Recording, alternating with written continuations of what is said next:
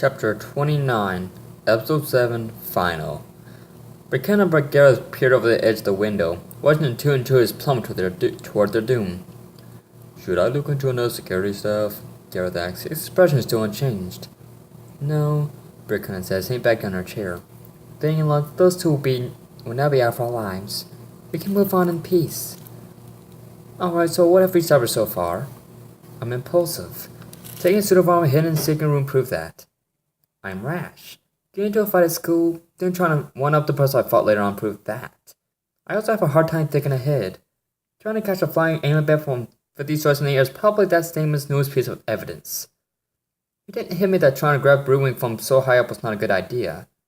At least not until I got a hand on him and the two of us began to plunge back towards solid, unforgiving ground.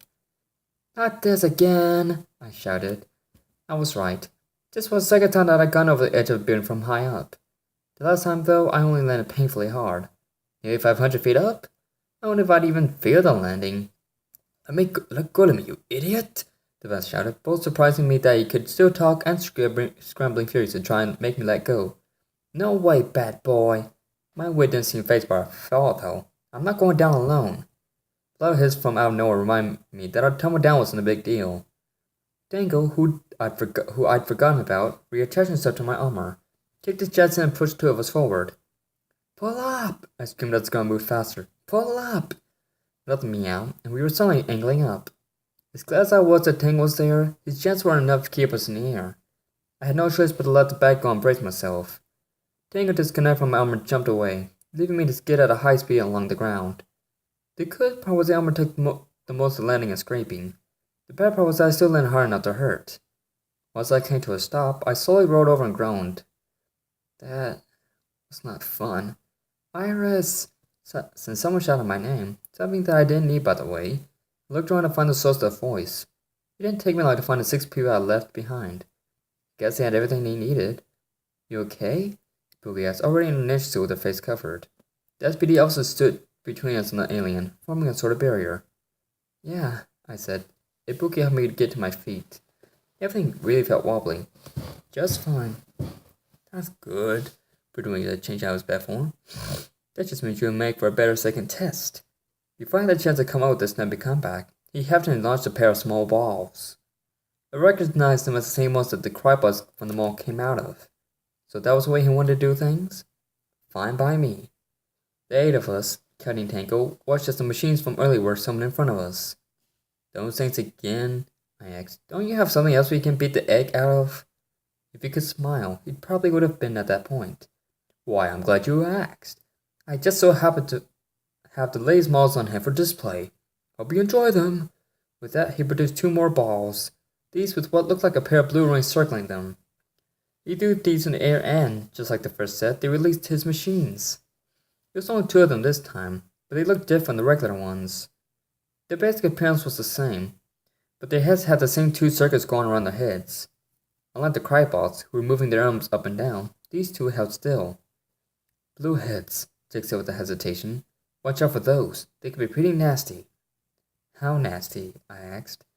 Before I got an answer, one of them charged forward and leaped over the crowd of crybots. He came in with a flying kick, forcing everyone to roll away. The crybots then charged in themselves, forcing each of us to try and fight off a small pack on our own. So, in essence, that basically answered my question without anyone needing to say anything. Several crybots surrounded me, basically cut me up from everyone else. In the back of my mind, I knew that I couldn't treat this fight like I did just the others. I had to make sure that I kept my head on a swivel and knew where everyone not me was at all times. I couldn't afford to. A hard kick right into my back cut off my thoughts. What was that I was saying about always being aware? The hit sent me tumbling forward into another bot. Whether it was quick thinking on my part or the suit taking over for a second, I used the momentum to roll it right past and underneath to punch it through. Once I was behind it, I gave it a good hard crouching kick to send it tumbling forward. The other one came up trying to kick me. What's with all the kicks? I blocked the attack, and again I wasn't sure if it was me or the armor, drew all my seat blades and sliced the crowbar in half with one smooth motion.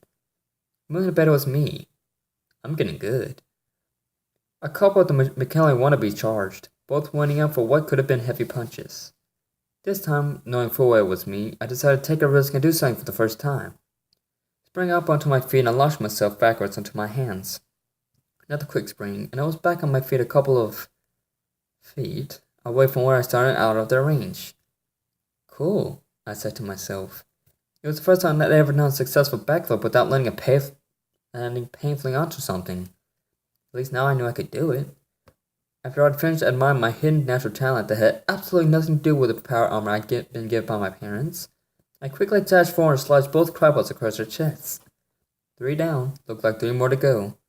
2 of them raised their arms, showing that they switched their electric arms. Like I need to see those things, I said again to myself. I could feel my arms start to tingle just remember the last time those things shot at me. Acting under armor influence, because I probably never would have guessed to do so on my own, I could feel myself cartwheeling to the side. Good thing too, because the arm tripods fired electric sparks where I stood before, creating a small explosion of sparks. Once I'd finished my move, I charged in with my swords ready. They fired again. This time their shots connected with me, spraying off of and hitting up my armor. I winced underneath my mask, but the suit kept pushing me forward and ignoring my pain. Can't say I blame it, considering that it doesn't know that my side and one of my arms, where the electric attacks ended, were starting to sting against the heat. The bots apparently didn't know not to stand when someone's bearing land on you, because they just kept firing while I kept running. Once I was close enough, it was just a matter of a simple swap of swords at each to put them down for good. I groaned loudly. I'd gotten my last burn taken care of not so long ago, and now I had new ones in new places. Sort of. Before I had a chance to tell myself that now was the time to let the pain get to me, a hard punch right to the stomach did it for me. All the air leaving my lungs forced me to gag and hunch forward, making eating a knee from my attacker pretty easy to do. The hit knocked me back onto my rear. One of these days, I'm going to get the hang of fighting in these large battles. My finish was a bit blurred from eating a gut witch with the side of a knee, but I was able to see that the crybot that attacked me wasn't an ordinary crybot. It was one of the bluehead's broodwings sent after us. I didn't have a chance to recover from the hits before it charged me again. This time, though, instead of another hit to the stomach, it decided to go for my head. My armor kicked in and forced me to bring my arms out to block its attacks. It was all I could do, though, because the stupid thing kept throwing punches and kicks at me and not giving me any time to try and fight back. Before I knew it, though, a light pressure hit my shoulder and a rain of knives came down on it from behind me. Most of the knives missed, but the few that connected only bounced off of it. They came down hard enough, though, to force it to back up and try to defend itself. I looked back to see where my help came from, but I had a pretty good idea. Buka was crouched down on the ground, looking at the 2 of us. Guess it means I owed her for saving me. Thanks, I said. Ibuki, on the other hand, wasn't in a gracious mood. Don't look away, she shouted, springing to her feet. I turned back around, only to see the bluehead come at me with a flying kick. I didn't have time to react, so the hit ended up knocking me backwards into a ninja behind me. The 2 of us rolled a bit, finally stopping in a tangled mess of limbs. Nice job, Ibuki groaned underneath me. Sorry, I said, equally strained. Just get off. You're heavy. I felt offended. Are you suggesting that the armor makes you heavier? Ibuki cut me off. Yes, now off. With that, she was able to slip a leg underneath me and push me off. I shook my hand once she was free. At least she wasn't saying that I was getting fat.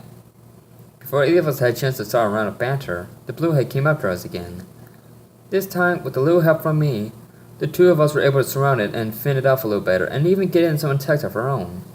The problem, though, was that for every kick or punch we threw, and we managed to throw a lot, the bluehead seemed to be able to figure us out and block all of our attacks.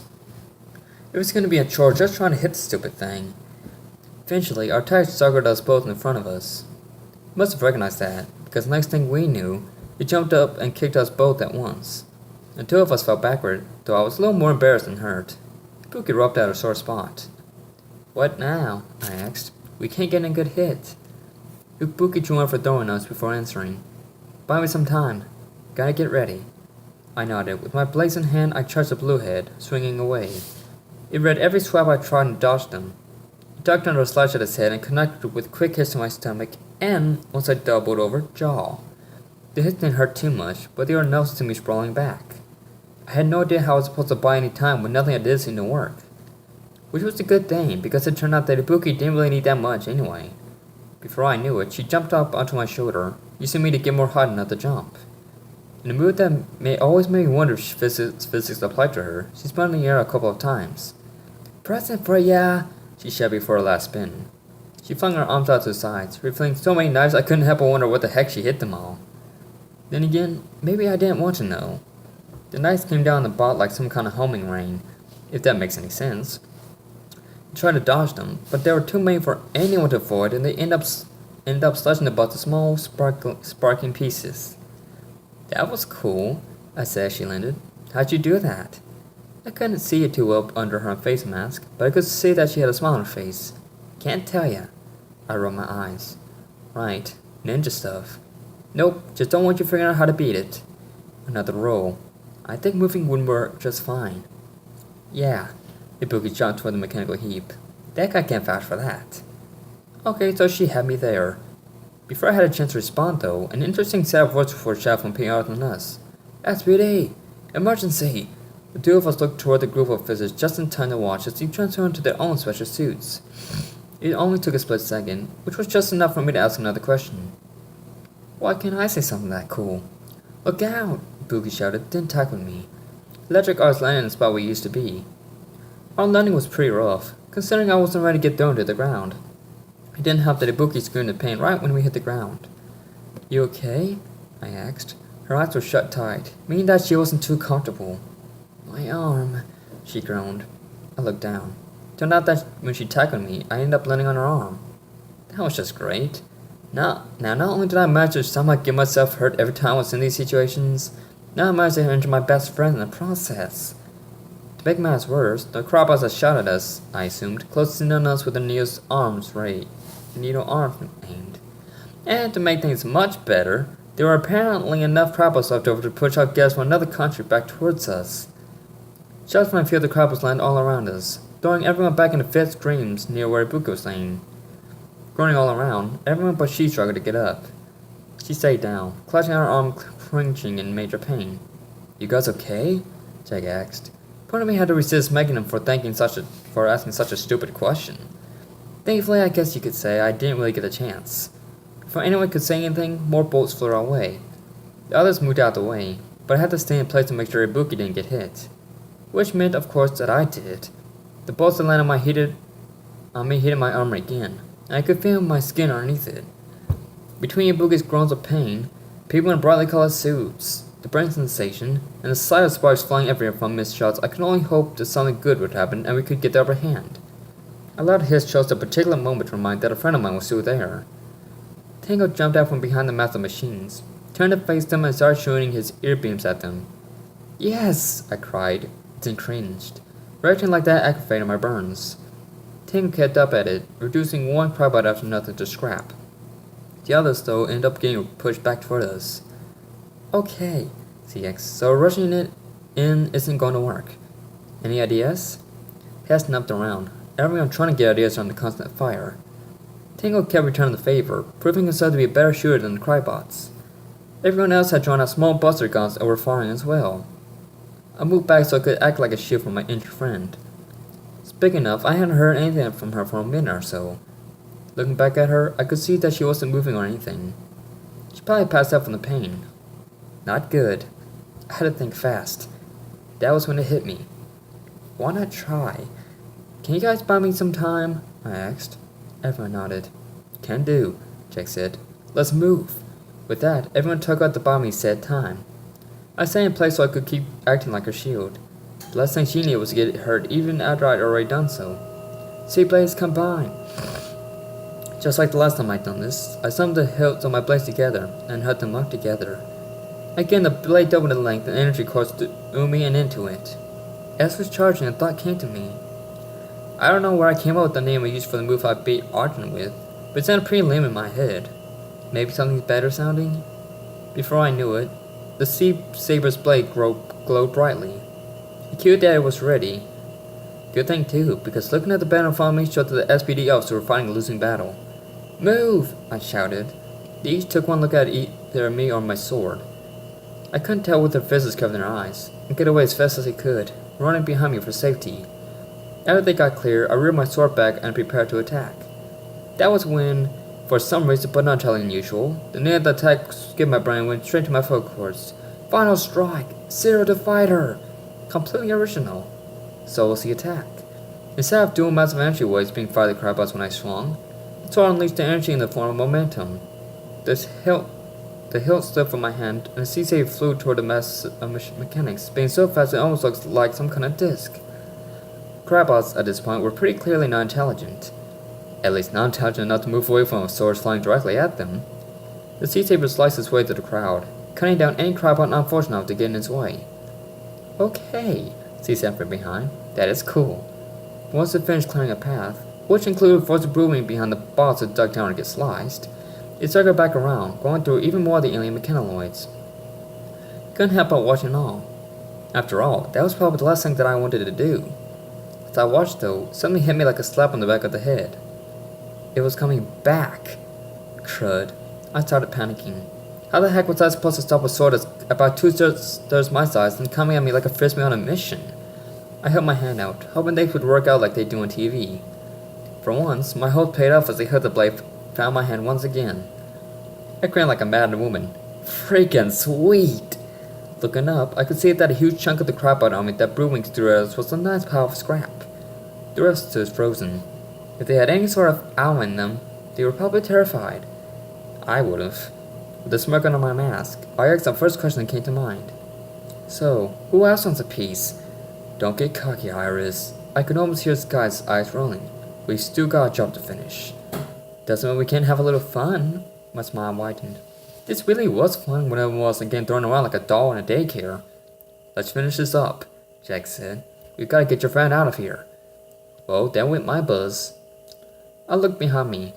For that split second, I'd forgotten that Boogie was behind me, still not doing much moving. In that split second, a loud bang went up in my ear, followed by a shower of sparks that would have burned me if I was staring right into them. Instead, they bounced harmlessly off my armor. Turning around, I could see a crabot falling limply to the ground in front of me. Apparently that one wanted a piece. Keep your head up, Jack shouted, firing his buster into whatever boss remained. The rest of his team charged in. Pistols blazing and steel dropping to the ground. If I could have, I would have gone in and helped out myself, but somehow needed to stay by Ibuki someone needed to stay by Ibuki, make sure she didn't get hurt any worse than she was.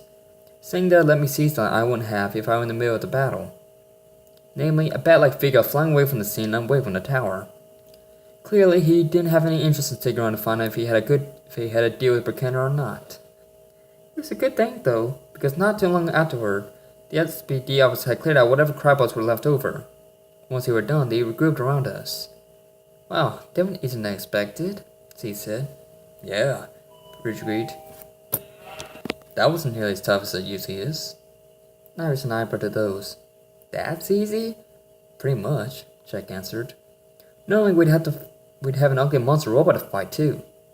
Oh boy, I could only hope things didn't escalate for me like that. Otherwise, meeting and Techno would have a ton of work cut out for us. Guys, as Sky chimed in, not very amused. Didn't anyone notice anything wrong with the situation?